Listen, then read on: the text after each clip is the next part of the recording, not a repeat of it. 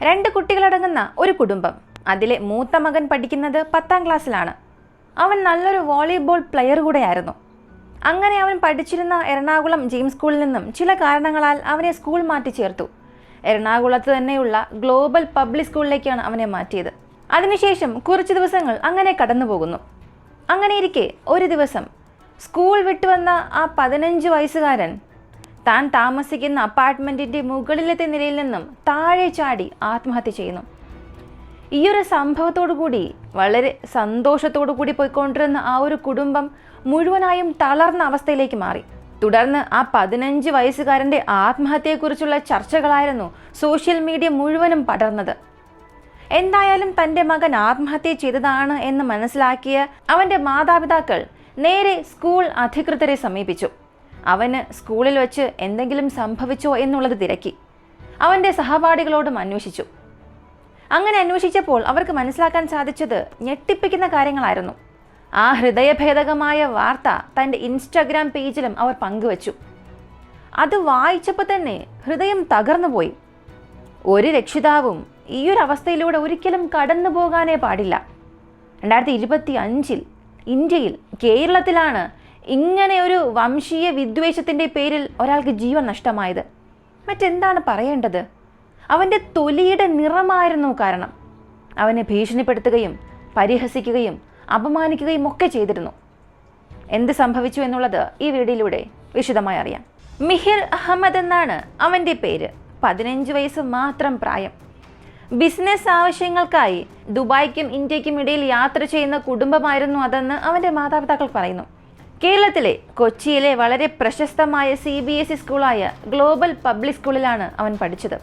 എന്നാൽ അതിനു മുൻപ് 2024 നവംബറിലായിരുന്നു മിഹിർ 6 വർഷം പഠിച്ചിരുന്ന ജെയിംസ് മോഡേൺ അക്കാഡമിയിൽ നിന്നും ഈ GPS-ലേക്ക് മാറിയത്. മുൻപ് ആ ജെയിംസ് സ്കൂളിൽ പഠിക്കുമ്പോൾ സ്കൂൾ അധികൃതരിൽ നിന്നും പീഡനം സംഭവിച്ചുവെന്ന് ആരോപിച്ചാണ് മിഡ് ഇയർ സ്കൂൾ ഷിഫ്റ്റ് ഉണ്ടായത്. അങ്ങനെയിരിക്കെ ജനുവരി മാസം 15 ഉച്ചയ്ക്കൊരു 2:45 അവൻ സ്കൂളിൽ നിന്നും ഇറങ്ങി. വീട്ടിലേക്ക് തിരിച്ചെത്തിയ മിഹിർ താൻ താമസിക്കുന്ന ഫ്ലാറ്റിൻ്റെ 26ാമത്തെ നിലയിൽ നിന്നും താഴെ ചാടി ആത്മഹത്യ ചെയ്യുകയാണ് ഉണ്ടായത്. ഒരാൾ ഇത്രയും ഉയരത്തിൽ നിന്ന് ചാടിയാൽ എന്ത് സംഭവിക്കും? നിർഭാഗ്യവശാൽ അവൻ സംഭവ സ്ഥലത്ത് തന്നെ മരിച്ചു. ആ കുടുംബത്തെ ഒട്ടാകെ ഈ ഒരു വാർത്ത തകർത്ത് കളഞ്ഞു. തുടക്കം മുതലേ അവൻ്റെ മാതാപിതാക്കൾക്ക് ഒരുപാട് ചോദ്യങ്ങൾ ഉയർന്നു വന്നു. 15 വയസ്സുള്ള ഒരു ആൺകുട്ടിക്ക് ഇത് ചെയ്യാൻ കാരണം എന്തായിരിക്കും? അവർ അവരുടെ മനസ്സിൽ വന്ന ചോദ്യങ്ങൾക്കുള്ള ഉത്തരങ്ങൾക്കായി തിരയാൻ തുടങ്ങി. സ്കൂളിൽ അവർ അവൻ്റെ സുഹൃത്തുക്കളുടെ അടുത്തേക്ക് എത്തി. കാര്യം അന്വേഷിച്ചു. സുഹൃത്തുക്കൾ പറഞ്ഞ കാര്യം കേട്ട് അവരുടെ ഹൃദയം തന്നെ തകർന്നുപോയി. അതെ, തൻ്റെ മകൻ സഹപാഠികളിൽ നിന്നും ക്രൂരമായ റാഗിംഗ് ആയിരുന്നു അനുഭവിച്ചത്. അതും ഒരു 15 വയസ്സുകാരനെ താങ്ങാവുന്നതിനും അപ്പുറമായിരുന്നു ആ റാഗിംഗ്. അവനെ ഭീഷണിപ്പെടുത്തുകയും ശാരീരിക പീഡനത്തിന് വിധേയനാക്കി. ഈ റാഗിങ്ങിൽ കൂടുതലും മുതിർന്നവരായിരുന്നു ഉൾപ്പെട്ടിരുന്നത്. ഇതെല്ലാം അവൻ്റെ മാതാപിതാക്കൾ സഹപാഠികളിൽ നിന്നും അറിഞ്ഞു. സംഭവം അറിഞ്ഞ ഉടൻ തന്നെ അവൻ്റെ മാതാപിതാക്കൾ സ്കൂളിൽ റിപ്പോർട്ട് ചെയ്തു. പക്ഷേ സ്കൂളിൽ നിന്നും അവർക്ക് ലഭിച്ചത് നല്ലൊരു സമീപനമായിരുന്നില്ല. കാരണം ഇങ്ങനെ ഒരു വാർത്ത പുറത്തറിഞ്ഞു കഴിഞ്ഞാൽ അത് സ്കൂളിൻ്റെ റെപ്യൂട്ടേഷനെ ബാധിക്കുമല്ലോ. ആ ഒരു രീതിയിലായിരുന്നു സ്കൂൾ അധികൃതരുടെ നിലപാട്. ഇപ്പം മെഹറിൻ്റെ അമ്മ തീരുമാനിച്ചു ഈ ഒരു വിഷയം സോഷ്യൽ മീഡിയയിലൂടെ എല്ലാവരെയും അറിയിക്കണമെന്ന്. അങ്ങനെ അതൊരു കത്തിൻ്റെ രൂപത്തിൽ ആ അമ്മ തൻ്റെ സോഷ്യൽ മീഡിയ അക്കൗണ്ടിൽ ഈ ഒരു സംഭവം പോസ്റ്റ് ചെയ്തു. അവർ എഴുതിയ ആ കത്തിൻ്റെ ഒരു പൂർണ്ണ രൂപം ഞാനിവിടെ പറയാം. ഏറെ പ്രാധാന്യമുള്ള ഒരു കാര്യത്തിലേക്ക് ശ്രദ്ധ ക്ഷണിക്കാനാണ് ഈ ഒരു കുറിപ്പ് ഞാൻ എഴുതുന്നത്. 2025 ജനുവരി 15 എൻ്റെ കുടുംബത്തിൽ നടന്ന ദാരുണമായ ഒരു സംഭവത്തിൻ്റെ പിന്നാമ്പുറത്തുള്ള വിവരങ്ങളും പുറം ലോകം അറിയണമെന്നും ഞങ്ങൾക്ക് നീതി ലഭിക്കാൻ പൊതുസമൂഹം കൂടെ നിൽക്കണം എന്നുള്ള ഉദ്ദേശത്തോടു കൂടിയാണ് ഇതിന് മുതിരുന്നത്. രജിന PM എന്ന ഞാൻ വീട്ടമ്മയും ഒരു സംരംഭകയുമാണ്. 15 വയസ്സുകാരനായ മെഹറിൻ്റെ മാതാവായ ഞാൻ തൃപ്പൂണിത്തറയിൽ സന്തുഷ്ടകരമായ ഒരു കുടുംബജീവിതം നയിച്ചു വരികയായിരുന്നു. എന്നാൽ പ്രസ്തുത ദിവസം എറണാകുളം ജില്ലയിലെ തിരുവാണിയൂർ സ്ഥിതി ചെയ്യുന്ന ഗ്ലോബൽ പബ്ലിക് സ്കൂളിൽ പഠിക്കുന്ന എൻ്റെ മകൻ മിഹിർ സ്കൂളിൽ നിന്നും താമസ സ്ഥലമായ തൃപ്പൂണിത്തറയിലേക്ക് ചോയ്സ് പാരഡൈസിലേക്ക് ഉച്ചകഴിഞ്ഞ് തിരികെ വന്നു. എന്നാൽ അധികം വൈകാതെ കെട്ടിടത്തിൻ്റെ 26ാം നിലയിൽ നിന്ന് താഴേക്ക് ചാടി തൻ്റെ ജീവൻ ഒടുക്കുകയും ചെയ്തു. സന്തുഷ്ടമായി മുന്നോട്ട് പോയിക്കൊണ്ടിരുന്ന ഞങ്ങളുടെ ഈയൊരു കുടുംബത്തിന് ഈയൊരു സംഭവം ഏൽപ്പിച്ച ആഘാതം വാക്കുകൾ കൊണ്ട് വിവരിക്കാനേ സാധിക്കുന്നതല്ല. ഇത്തരം ഒരു നിർഭാഗ്യകരമായ തീരുമാനത്തിന് പിന്നിൽ എന്താണെന്ന് ഞങ്ങൾക്ക് യാതൊരു രൂപവും ഉണ്ടായിരുന്നില്ല. എന്നാൽ പിന്നീട് ഞാനും ഭർത്താവും ഇതേക്കുറിച്ച് വിശദമായി മനസ്സിലാക്കാൻ ശ്രമിച്ചപ്പോൾ ഞെട്ടിപ്പിക്കുന്ന വിവരങ്ങളായിരുന്നു ഞങ്ങൾക്ക് ലഭിച്ചത്. മെഹിർ 3 മാസങ്ങൾക്ക് മുൻപ് പുതുതായി ചേർന്ന ഗ്ലോബൽ പബ്ലിക് സ്കൂളിൽ വെച്ച് ഒരു പ്രത്യേക ഗ്യാങ് വിദ്യാർത്ഥികൾ അവനെ അതിക്രൂരമായി റാഗ് ചെയ്തിരുന്നു. അവൻ്റെ ചില സഹപാഠികളോടും സുഹൃത്തുക്കളോടും സംസാരിച്ചതിലൂടെ ഞങ്ങൾക്ക് ലഭ്യമായ ചില സോഷ്യൽ മീഡിയ ചാറ്റുകളുടെ അടിസ്ഥാനത്തിലും അവൻ ശക്തമായ മാനസിക ശാരീരിക പീഡനങ്ങൾക്ക് വിധേയനായി എന്ന് ഞങ്ങൾക്ക് വ്യക്തമായി. അത്തരം ഒരു നിസ്സഹായമായ ഘട്ടത്തിൽ അവൻ എടുത്തതാണ് ഈ ആത്മഹത്യാ തീരുമാനം. ഇതിന് തക്ക തെളിവുകളും ഞങ്ങൾക്ക് ലഭിക്കുകയുണ്ടായി. സ്കൂളിൽ വെച്ചും സ്കൂൾ ബസ്സിൽ വെച്ചും അവൻ അതിക്രൂരമായി പീഡിപ്പിക്കപ്പെട്ടിരുന്നു. അവനെ ശാരീരികമായി ഉപദ്രവിക്കുകയും നിറത്തിൻ്റെ പേരിലും മറ്റുമുള്ള പരിഹാസവും കുത്തുവാക്കുകളും അവന് സഹിക്കേണ്ടി വന്നിട്ടുണ്ട്. വാഷ്റൂമിൽ കൊണ്ടുപോയി അവനെ അതികഠിനമായി ഉപദ്രവിക്കുകയും ക്ലോസറ്റിൽ ബലാത്കാരമായി മുഖം പൂഴ്ത്തിവെച്ച് ഫ്ലഷ് ചെയ്യുകയും ചെയ്യിപ്പിച്ചു. ആ ടോയ്ലറ്റ് നക്കിപ്പിക്കുകയും ചെയ്തു. ഇതെല്ലാം വ്യക്തമായ തെളിവുകളുടെ അടിസ്ഥാനത്തിൽ ഞങ്ങൾക്ക് ബോധ്യപ്പെട്ട കാര്യങ്ങളാണ്. ഇവിടെ എനിക്ക് മനസ്സിലാകുന്നില്ല, ഇതൊക്കെ ചെയ്തിട്ട് ഇവർക്ക് എന്ത് സന്തോഷമാണ് ലഭിക്കാൻ പോകുന്നതെന്ന്. ഇതൊക്കെ സംഭവിച്ചത് കോളേജിലോ അല്ലെങ്കിൽ മറ്റ് ജോലി സ്ഥലങ്ങളിലോ ഒന്നുമല്ല. 10ാം ക്ലാസ്സിലെ കുട്ടികൾ പഠിക്കുന്ന ഒരു സ്കൂളിലാണ്. ചെറിയ കുട്ടികൾ മാത്രമുള്ള ഒരിടത്ത് ഒരു 15 വയസ്സുള്ള കുഞ്ഞിനെ മെൻ്റൽ ട്രോമയിലേക്ക് തള്ളിവിടാൻ ഇതിലും വലുത് എന്താണ് വേണ്ടത്, അല്ലേ? ഇത് മാത്രമല്ല അവർ ചെയ്തത്. പണ്ട് നമ്മൾ സ്കൂളിൽ പഠിക്കുന്ന സമയങ്ങളിലും അല്ലെങ്കിൽ സുഹൃത്തുക്കളുമായൊക്കെ കളിക്കുന്ന ചെറിയൊരു കളിയുണ്ട്. കയ്യിലെ വിരലുകളെല്ലാം വിടർത്തി വെച്ചിട്ട് അതിനിടയിലൂടെ പേനയോ പെൻസിലോ ഉപയോഗിച്ച് ഇങ്ങനെ അടിച്ച് കുത്തി കളിക്കുക. അവനെ കൊണ്ടും ഇതേ കളി കളിപ്പിച്ചു. പക്ഷേ പേനയോ പെൻസിലോ കൊണ്ടല്ല, കത്തി കൊണ്ടായിരുന്നു. ഇങ്ങനെയുള്ള റാഗിംഗ് ഒക്കെയായിരുന്നു അവൻ അവിടെ ഫേസ് ചെയ്തത്. ഇങ്ങനെയൊക്കെ റാഗിംഗ് ചെയ്യുന്ന ഒരു സ്കൂളിലേക്ക് എങ്ങനെയാണ് നമ്മൾ മനസ്സമാധാനത്തോടുകൂടി നമ്മുടെ മക്കളെ പറഞ്ഞേക്കുക? കൂടാതെ മെഹ്റിന്റെ അമ്മ പറഞ്ഞ അടുത്ത കാര്യം, ഒരു പേര് കേട്ട വിദ്യാഭ്യാസ സ്ഥാപനത്തിൽ പ്രാകൃതമായി ഇത്തരം ചെയ്തികൾ അനുവദിക്കുന്നു എന്നുള്ളതും അതുമൂലം ഒരു കുട്ടിയുടെ ജീവൻ നഷ്ടപ്പെട്ടു എന്നുള്ളതും അത്യധികം ഗൗരവമുള്ള കാര്യമായി സമൂഹം മനസ്സിലാക്കേണ്ടതുണ്ട്. അവൻ മരണപ്പെട്ട ശേഷവും അത് ആഘോഷിക്കുന്ന ക്രൂരതയിലേക്ക് ആ വിദ്യാർത്ഥി കൂട്ടം എത്തി എന്നുള്ളത് നിസ്സാരമായ ഒന്നല്ല. അവരുടെ ചാറ്റിലൂടെ തന്നെ അതെല്ലാം വ്യക്തമാകുന്നുണ്ട്. മരണം പോലും തിമിർത്ത് ആഘോഷിക്കുന്ന ഈ ക്രിമിനലുകളുടെ മെസ്സേജുകളിൽ നിന്ന് തന്നെ എത്രമാത്രം തൻ്റെ കുട്ടിയെ ജീവിച്ചിരിക്കുമ്പോൾ അവർ പ്രയാസപ്പെടുത്തിയിട്ടുണ്ടാകുമെന്ന് വായിച്ചെടുക്കാൻ സാധിക്കും.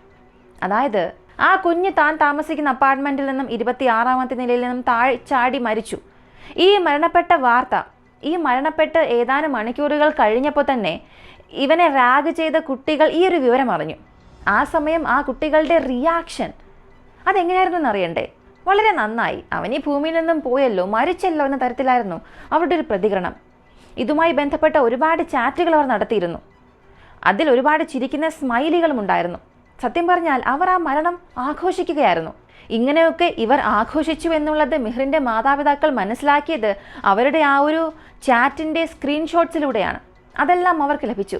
മെഹ്റിൻ്റെ സഹപാഠികൾ ഇങ്ങനെയുള്ള സ്ക്രീൻഷോട്ട്സുകളെല്ലാം മെഹ്റിൻ്റെ അമ്മയ്ക്ക് അയച്ചു കൊടുത്തിരുന്നു. നിങ്ങൾ തന്നെ ഒന്ന് ചിന്തിച്ച് നോക്കുക, ഈ പഠിക്കുന്ന വിദ്യാർത്ഥികളുടെ ഒരു മൈൻഡ് സെറ്റ് എത്രത്തോളമാണെന്ന്. സാധാരണ ഒരു മനുഷ്യനാണെങ്കിൽ തൻ്റെ പ്രവർത്തികളോ ചെയ്തികളോ കാരണം ഒരാൾ വേദനിച്ചാലോ മരണപ്പെട്ടാലോ ഒരു ചെറിയ കുറ്റബോധമെങ്കിലും തോന്നണം, അങ്ങനെയെങ്കിലും കാണേണ്ടതാണ്. പക്ഷെ തൻ്റെ പ്രവൃത്തികൾ കാരണം ഒരാൾ മരണപ്പെട്ടിട്ട് പോലും യാതൊരു കുറ്റബോധവും ഇല്ലാതെ അതിനെ ആഘോഷിക്കുകയാണ്. എങ്കിൽ അവരെ വിളിക്കേണ്ടത് മനുഷ്യരോ കുട്ടികളോ എന്നല്ല, ക്രിമിനലുകൾ എന്നാണ്. അക്ഷരം തെറ്റാതെ അങ്ങനെ തന്നെ വിളിക്കാം. ഇങ്ങനെയുള്ള ചെറിയ കുട്ടി ക്രിമിനലുകൾ അടക്കി വാഴുന്ന സ്കൂളുകളിലേക്ക് നമ്മൾ എങ്ങനെയാണ് നമ്മുടെ കുട്ടികളെ പറഞ്ഞേക്കുക? എന്ത് സുരക്ഷയുടെ അടിസ്ഥാനത്തിലായിരിക്കും നമ്മൾ പറഞ്ഞേക്കുക? നിങ്ങൾ തന്നെ ഇതിനൊരു ഉത്തരം പറയുക. അടുത്ത അമ്മ പറഞ്ഞത്, ജീവൻ ഒടുക്കിയ ദിവസം പോലും ക്രൂരമായ പീഡനങ്ങൾ അവൻ അനുഭവിച്ചിരുന്നു. അത് ചാറ്റിൽ നിന്നും ഞങ്ങൾക്ക് ബോധ്യപ്പെട്ടിട്ടുണ്ട്. ഈ കുട്ടികളുടെ മെസ്സേജുകളെല്ലാം മനസാക്ഷിയുള്ള ആരെയും ഞെട്ടിപ്പിക്കുന്നതാണ്. ഇതൊക്കെ ശരിയാകണം, ഇതെല്ലാം പുറത്തു വരണം. ഇതിനെതിരായ നടപടികൾ ഉണ്ടാകേണ്ടതും അത്യാവശ്യമാണ്. അങ്ങനെ മെഹ്റിൻ്റെ മാതാപിതാക്കൾ അധികൃതരോട് ഇക്കാര്യം ബോധ്യപ്പെടുത്തിയപ്പോൾ ഇത് പുറം ലോകം അറിയുകയാണെങ്കിൽ അവരുടെ സൽപ്പേര് നഷ്ടപ്പെടുമെന്നുള്ള ദുഃഖമായിരുന്നു അവർക്കുണ്ടായിരുന്നത്. ആ ഒരു ആശങ്കയായിരുന്നു. അത് ഞങ്ങൾക്ക് മനസ്സിലായി. അവർക്ക് ഇത് പോലീസിൽ അറിയിക്കുക എന്നതിനപ്പുറം യാതൊരു ഉത്തരവാദിത്വവും ഇല്ല എന്നുള്ള ഒരു സമീപനമായിരുന്നു. അത് ഞങ്ങൾ ഏറെ വേദനിപ്പിച്ചു. ഇനിയും അവിടെയുള്ള മറ്റു കുട്ടികൾക്ക് ഇങ്ങനെയൊന്ന് സംഭവിക്കാതിരിക്കാനുള്ള ജാഗ്രത ആ അധികാരികളിൽ നിന്നും ഉണ്ടാകേണ്ടതുണ്ട്. തന്റെ സ്കൂളിൽ പഠിക്കുന്ന ഒരു കുട്ടി മരിച്ചു, അവന് നീതി ലഭിക്കണം എന്നതിനപ്പുറം ഈ സ്കൂളുകാർ ചിന്തിച്ചത് തന്റെ സ്കൂളിന്റെ സൽപ്പേര് പോകരുത് എന്നുള്ളത് മാത്രമാണ്. അതിനാൽ അവരാദ്യം അതിനുള്ള കാര്യങ്ങൾ മാത്രമേ നോക്കുകയുള്ളൂ. അതിനുശേഷം മാത്രമേ ആ കുഞ്ഞിന് നീതി ലഭിക്കുന്നതിനെക്കുറിച്ച് അവർ ചിന്തിക്കുക പോലും ചെയ്യുകയുള്ളൂ. അതിനാൽ ഈ സ്കൂളുകാരെ അറിയിച്ചിട്ട് പ്രത്യേകിച്ച് കാര്യമൊന്നും ഉണ്ടാകില്ല എന്ന് മനസ്സിലാക്കിയ മെഹറിന്റെ മാതാപിതാക്കൾ ഇത് സോഷ്യൽ മീഡിയയിൽ ഇടാൻ തീരുമാനിച്ചു. എന്നാൽ സ്കൂളിന്റെ സൽപ്പേര് സംരക്ഷിക്കാൻ നോക്കിയിട്ട് ഇപ്പൊ എന്ത് സംഭവിച്ചു? ആ സൽപ്പേര് മുഴുവനും നഷ്ടപ്പെട്ട അവസ്ഥയിലേക്ക് എത്തിയിരിക്കുകയാണ്. ശരിയായ സമയത്ത് ശരിയായ നടപടി അവർ സ്വീകരിച്ചിരുന്നുവെന്നുണ്ടെങ്കിൽ ആ സ്കൂളിന് ഇതിലും നല്ല പേര് തന്നെ ലഭിച്ചേനെ, ഒരു ക്രെഡിറ്റ് തന്നെ കിട്ടിയേനെ. ഇനി ഇത്തരം ക്രിമിനലുകളെ സംരക്ഷിക്കുന്ന സ്കൂളുകാർക്ക് ഇതൊരു പാഠം തന്നെ ആകണം. ഈ മരണത്തിന് പുറകിലുള്ള ചില സത്യങ്ങളെല്ലാം പുറത്തു കൊണ്ടുവരണം എന്നാഗ്രഹിച്ച അവന്റെ ചില സഹപാഠികൾ ചേർന്ന് ജസ്റ്റിസ് ഫോർ മിഹിർ എന്ന ഒരു ഇൻസ്റ്റാഗ്രാം പേജ് തുടങ്ങിയിരുന്നു. എന്നാൽ അതും ഡിലീറ്റ് ചെയ്തിട്ടുണ്ട്. ഇതും തീർച്ചയായും ഒരു സമ്മർദ്ദത്തിന്റെ പേരിൽ തന്നെ ആയിരിക്കണമെന്ന് ഞങ്ങൾക്ക് ഉറപ്പാണ്. സത്യം മൂടിവെക്കാൻ ഏത് ഭാഗത്തു നിന്നും ശ്രമമുണ്ടായിരുന്നു. പൊതുസമൂഹവും മാധ്യമവും അവരുടെ ബാധ്യത നിർവഹിക്കുമെന്ന് എനിക്ക് പ്രത്യാശയുണ്ട്. തീർച്ചയായും ഞങ്ങളുടെ ഭാഗത്തു നിന്നുള്ള എല്ലാ സപ്പോർട്ടും ഉണ്ടാകും. ഈ ജസ്റ്റിസ് ഫോർ മിഹിർ എന്ന ഒരു ഇൻസ്റ്റാഗ്രാം പേജ് സഹപാഠികൾ തുടങ്ങിയിരുന്നല്ലോ, അത് ഡിലീറ്റ് ആയതിന് പിന്നിലും ഈ സ്കൂൾ അധികൃതർ തന്നെയായിരിക്കും. കാരണം ചെറിയ കുട്ടികളാണ്, അവരെ പിടിച്ച് ഭീഷണിപ്പെടുത്തും, സ്കൂളിൽ നിന്നും പറഞ്ഞേക്കും, ടീച്ചർ തന്നേക്കും എന്നൊക്കെ പറഞ്ഞ് ഭീഷണിപ്പെടുത്തിയാൽ അവർക്ക് എന്ത് ചെയ്യാൻ സാധിക്കും? ഡിലീറ്റ് ചെയ്യുകയല്ലാതെ മറ്റു മാർഗമില്ലല്ലോ. അടുത്ത അമ്മ പറഞ്ഞത്, എൻ്റെ പ്രിയപ്പെട്ട മകനെ മരണത്തിലേക്ക് നയിച്ച കാര്യങ്ങളിൽ അന്വേഷണം ആവശ്യപ്പെട്ടുകൊണ്ടുള്ള ഒരു പരാതി ഇതിനോടകം പോലീസിന് നൽകിയിട്ടുണ്ട്.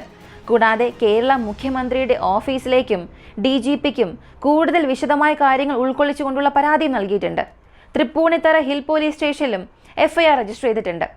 എൻ്റെ മകൻ നേരത്തെ പഠിച്ചിരുന്ന കൊച്ചി ജെയിംസ് സ്കൂളിൻ്റെ വൈസ് പ്രിൻസിപ്പലിൽ നിന്നും അവൻ നേരിട്ട മാനസിക പീഡനത്തെ സംബന്ധിച്ച് ഞങ്ങൾ ബാലാവകാശ കമ്മീഷനിലും ഒരു വിശദമായ പരാതി നൽകിയിട്ടുണ്ട്. ഇതും ഇവിടെ സൂചിപ്പിക്കുകയാണ്.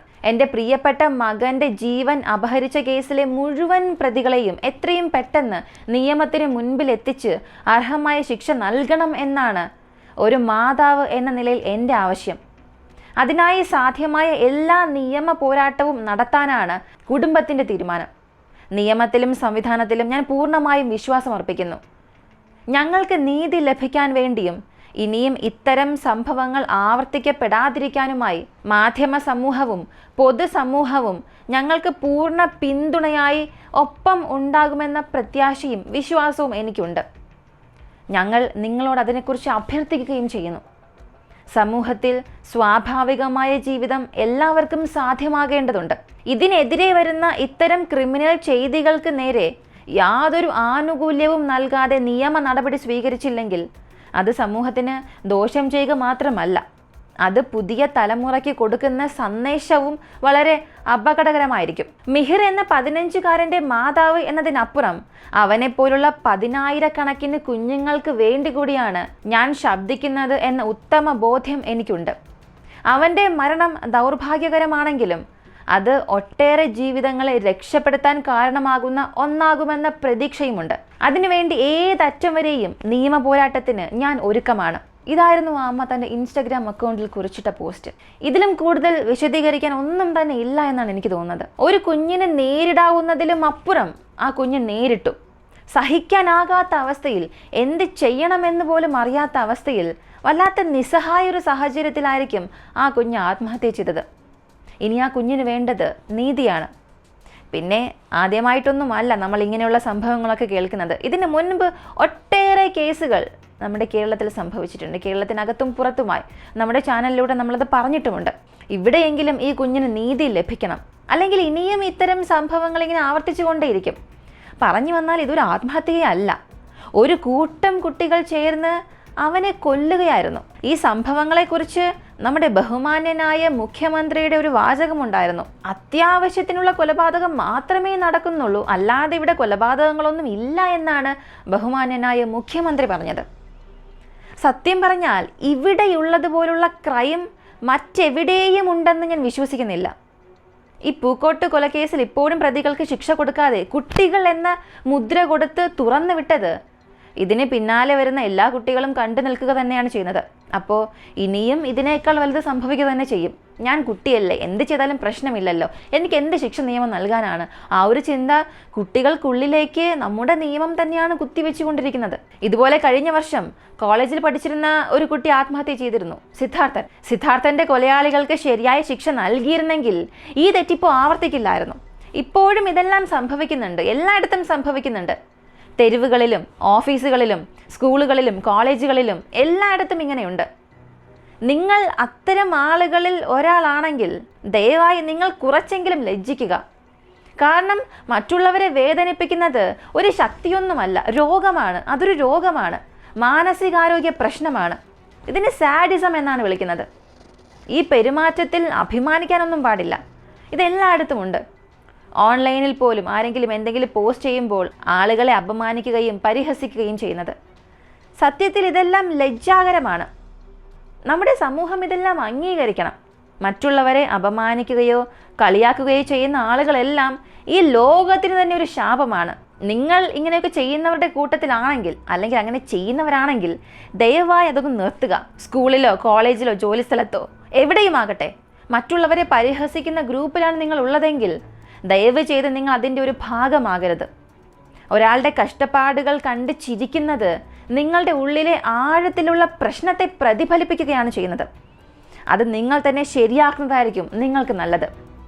ഇനി ഈ ഒരു വിഷയത്തിൽ സർക്കാർ എന്ത് നടപടി എടുക്കുമെന്നുള്ളത് കാത്തിരുന്ന് തന്നെ കാണാം. ഈ ഒരു സംഭവത്തെക്കുറിച്ചുള്ള നിങ്ങളുടെ അഭിപ്രായം എന്താണെന്നുള്ളത് കമൻറ്റിൽ പറയുക. ഇങ്ങനെയുള്ള കാര്യങ്ങളെക്കുറിച്ച് അറിയാൻ താല്പര്യമുള്ളവരാണ് നിങ്ങളെങ്കിൽ ഇപ്പോൾ തന്നെ നമ്മുടെ ചാനൽ സബ്സ്ക്രൈബ് ചെയ്യുക. മറ്റൊരു വീഡിയോയുമായി വീണ്ടും കാണാം.